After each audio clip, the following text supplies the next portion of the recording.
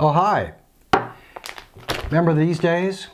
Wasn't that long ago we were dropping off rolls of film to be developed, wait to get back a box of slides, and then view them in order to put them into carousel slide trays and project them to show as a slideshow for our family. Here's Guido the guide leading me around a bed of quicksand. Here's Guido the guide from the waist up. Well, those days are behind us, and the age of computers has ushered in a whole new and exciting way to view our images with additional benefits such as being able to add titles, sound, transitions, and ways to share them all in a digital form. But with the age of computers comes a little bit of a learning curve, and what we're going to talk about in this video is just one way we can use software to create a slide program using Lightroom.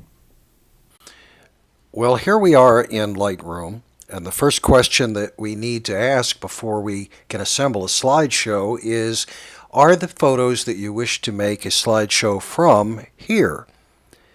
Just because your photos have been transferred to your computer via either a card reader, flash drive, USB cable, or some other media, and are in a folder somewhere, doesn't mean that Lightroom has access to them.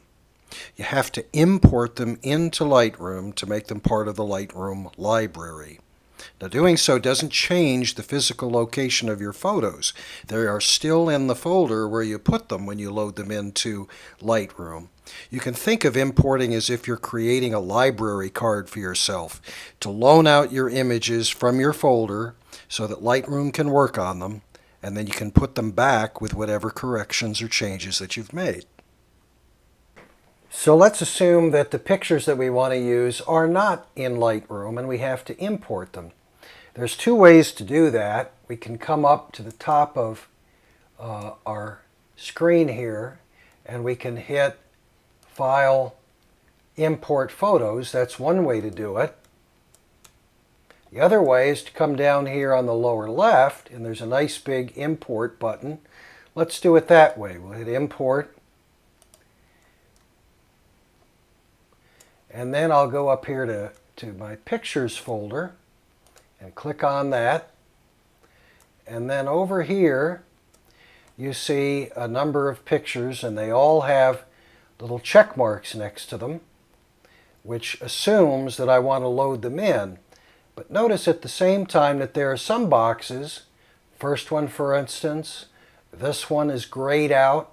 Any that are grayed out are already in Lightroom. But there's a variety here, and they're quite a different number of types of pictures. What I want to do is focus in on these ones that are, we're taken at Las Vegas at night. So I'm going to come down here and hit Uncheck All. And now I can just go back in and check just the ones that are Las Vegas at night that I would want to use. And you can see I've got a bunch of them, including a panoramic here that I made in camera. These were all taken with my cell phone. But also notice now that I've clicked the ones that I would want that the name for all of them is IMG and then a number after it. That isn't very descriptive. So we have the option in Lightroom, if we look up here on the upper right, that we can rename files if we want to.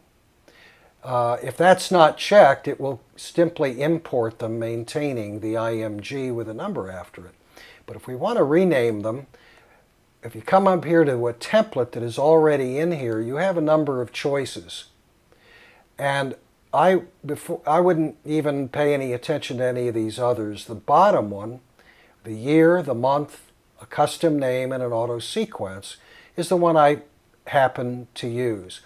And if you look at a sample of what that would be, 1305 is May of 2013, and then untitled would be replaced with whatever title we give it, and then it'll start numbering them, starting with number 1 for as many pictures as we are importing.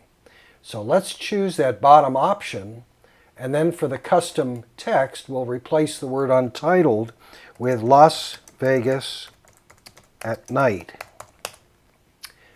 And then we come down all the way to the bottom and we hit import down here on the right hand side. And as we do so, we'll see all of those images come in. And if we were to click on an individual one, and then I'll go over here to my develop module, just so you can see, it has in fact renamed it. Now, this looks funny because we're in year 2013.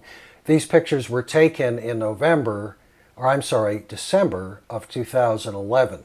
So this is a correct number, and this happens to be the third picture in our sequence. So with your group of photos, you could go over here to Slideshow and click it, and simply go down to the lower right and hit play. And this would be the very most basic way of starting a slideshow, which could be saved. However, this isn't the way that it usually works.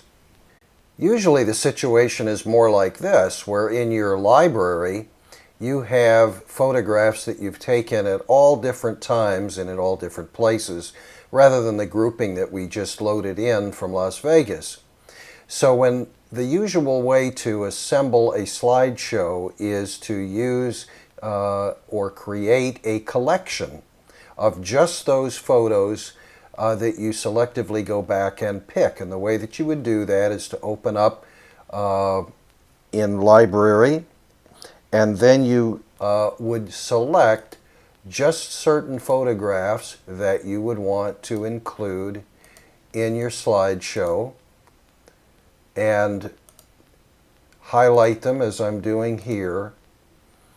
And then if you go over to the left-hand side here, you'll see collections. And if you hit the little plus that is right next to it, you have the option of creating a collection. And a window opens up, and the name is can be made to anything you want. So let's just say test slideshow and hit create. And now just those pictures have been put in a grouping in preparation for making a slideshow. Now, it's important to note that just because we've created a collection has not physically moved or relocated any of these photos from where they're originally stored. They're still in the main library. It's just that we found a different way, or created a different way, to isolate these for the purpose of making a slideshow. The other thing, the first thing you're going to look at is the order of these pictures, and you'll probably want to rearrange your photos.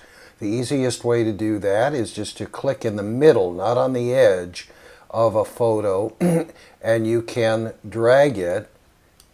And notice the little black line that you're seeing in between as I drag it across and drop it in where you want it. And that will change the order of these photographs and make the sequence align with your preferences. And let's say this is what we want. Now when we go into the slideshow module, these pictures will be ready, and if we look across the bottom here, we'll be able to see our pictures.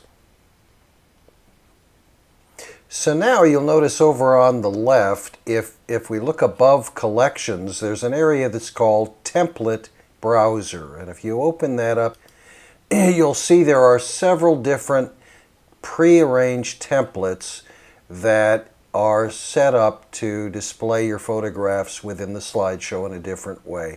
My recommendation is that you simply click on widescreen and just use that one. Close it down, use widescreen rather than complicate things by going through all the others.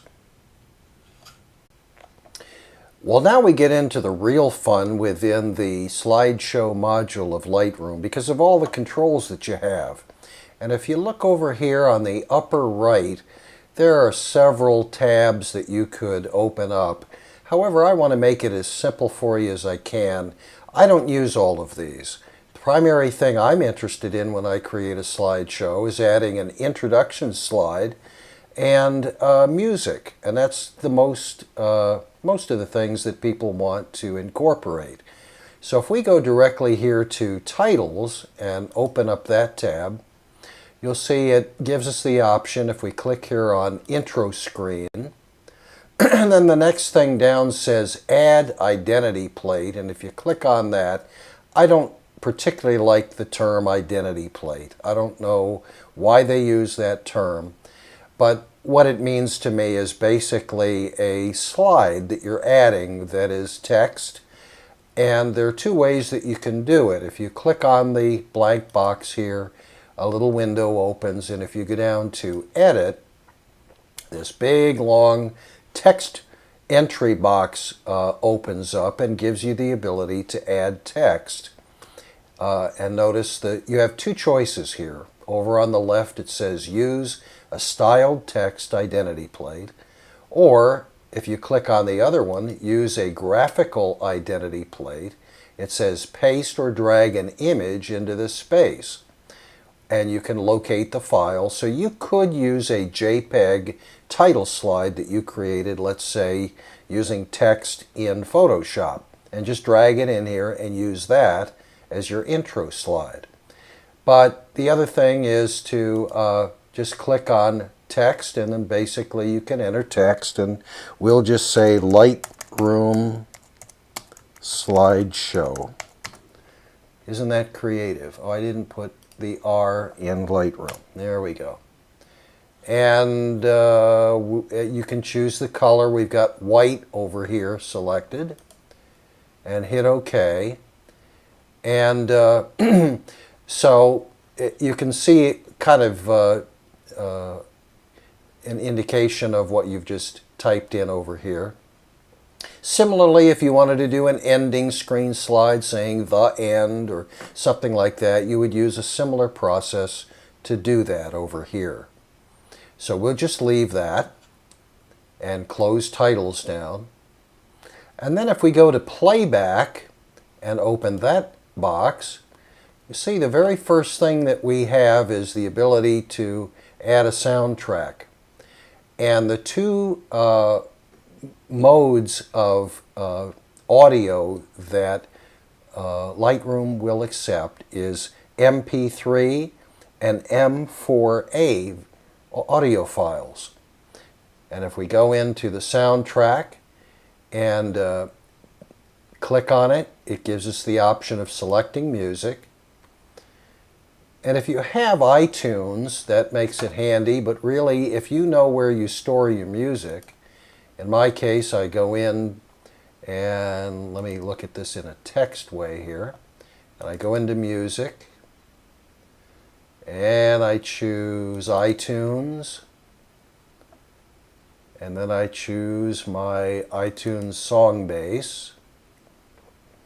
You know, I can then go through and pick out whatever artist I want. Alright, so let me go down here and pick an artist, and then an album, and then a song, and notice the extension M4A on this particular one. And now that appears over here on the right as my selection. And I also have the option of fitting it to music. In this case, I'm only showing about 10 slides, so a long musical selection won't really work well. Notice if I click Fit to Music, down here the slide duration is automatically assigned 26 seconds for each slide. That would be too much in this situation. But if you have a good number of slides in your program, the proper number should probably end up to be around 4 or 5 to 8 seconds per slide. Well, knowing that 26 seconds is way too long a duration for a slide, let me bring this slider back down to around 5 seconds or so, and the fade rate will bring down. And come down here and make sure that I'm selecting the first slide, And then I'll come over here and hit play, and we should see our title slide appear and a nice fade between slides. Let's try it.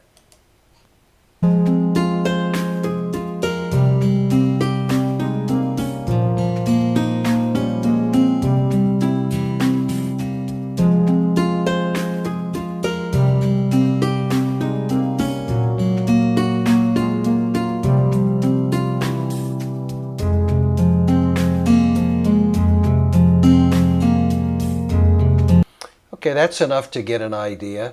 Now, if you notice, while the slides appeared for a pretty good amount of time, I think that was comfortable, the fade from one to another was rather short. And if you look up here, we set it at less than a second. So let's just do it again, but we're going to drag the slider up and make it like a 2-second dissolve, or somewhere in that 2.2 is good.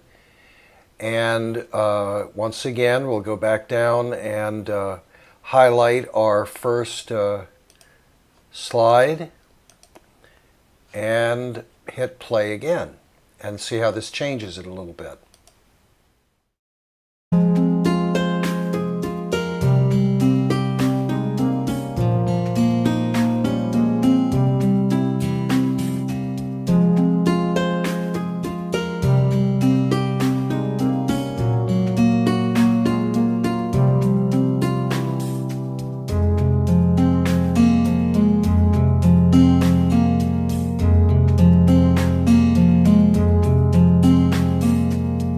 Okay, notice how that made it a lot freer flowing. A couple of other things we could do. We could click here, over here, and it would change the order to random.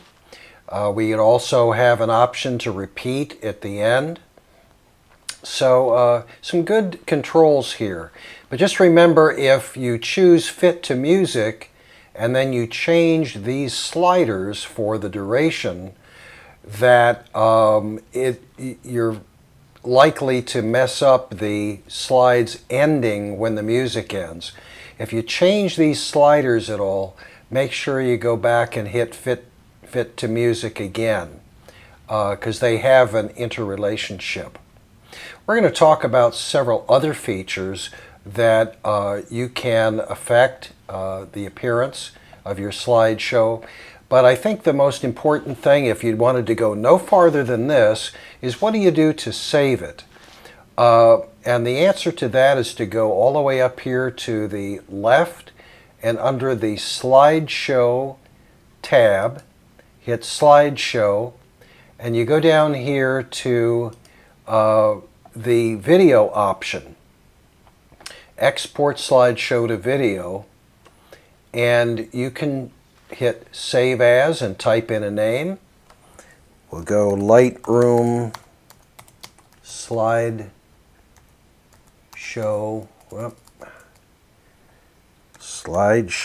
test, and we'll just save it on our desktop for now. But the video presets down here give you an option of 320 by 240 all the way up to 1080i p, which is the highest resolution. So let's leave it at 1080p, and it's going to be saved on our desktop with the title Lightroom Slideshow Test, and we just hit Export. And as we do, you'll notice that up here in the upper left there is a progress bar that shows the time frame that it's taking to save your slideshow as a video. You can play that video directly by clicking on it and viewing it on your computer, or you could use another software program to burn it to a DVD, or you could upload it to YouTube or to Vimeo or one of the other video services that way.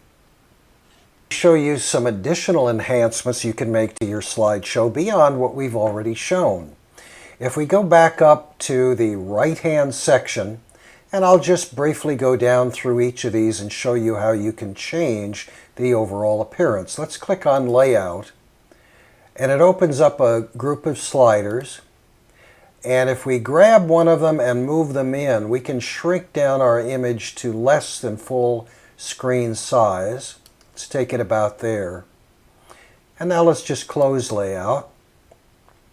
And now let's change, well, I'm going to skip down to backdrop and change the backdrop color. And down here, background color, and we picked a nice gray to use. So close backdrop. Now let's go up to overlay. What is the difference between an overlay and title? Well, title refers to just an introductory slide or an ending slide, whereas an overlay is something that's going to remain on the screen. And perhaps you have your own company or website or something to identify yourself. So in this case, again, there's an identity plate. And the one that I have chosen here, which is a graphic created in another program, has Rick Warnken Photography and a signature going through. And you can see you can move your identity plate wherever you'd like to have it located. And this will remain on the screen while the slides change. Now, in addition to that, you may wish to have something come up that is assigned to each slide. How do you have text superimposed that would give titles or captions or ratings or any other information that is slide specific? Well, the way that you do that is to come on down here, and where it says text here, custom text, there is a little arrow and you can choose options, and one of them is caption. And if you put caption, this is empty, but we can locate where we want a caption and resize it. Now, in the event that a particular slide has been given a caption, and we'll show you how to do that, it will appear here. So let's do that with this slide. If we go back to Library, and this individual slide is recognized, and if we hit metadata, within here we have all of the settings that your camera used to take the picture, and you're familiar with metadata in that respect. But up here you also have, you could give it a title of its own, different than what has been assigned, or a caption. In the caption, let's just put horse in field, just so we have something to assign to it. Now we go back into Slideshow, and it changes to what we've set it to. Now, how have we changed our slideshow? We've made the screen smaller, we've changed the color of the backdrop, we've added an identity plate that will stay through the entire slideshow, and we've given one of the slides a specific reference field down here. So let's see how that changes the overall feel of the slideshow. And I'm just going to go down here and click 2 slides in advance, and we're just going to play it through to see what impact that has.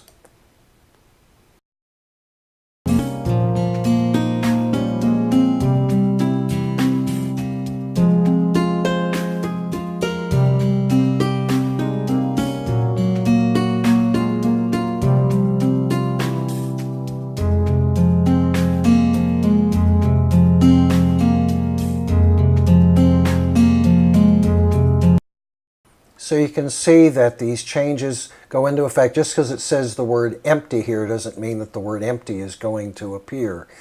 Simply, if there is a caption, it will be shown. And if you go back down here again to ABC and click, and then it says custom text, and choose those arrows, in addition to caption, you could show the individual exposure information, or any other information, the date that the picture was taken. Those could be choices as well. Well, hopefully that gives you a pretty good overall idea of the kind of things that you can do with the slideshow module of Lightroom. Now I have Lightroom 3, as you probably noticed. Some of you may be using Lightroom 2 or a later version, but basically the controls are going to be the same. So hopefully this has been of good help to you.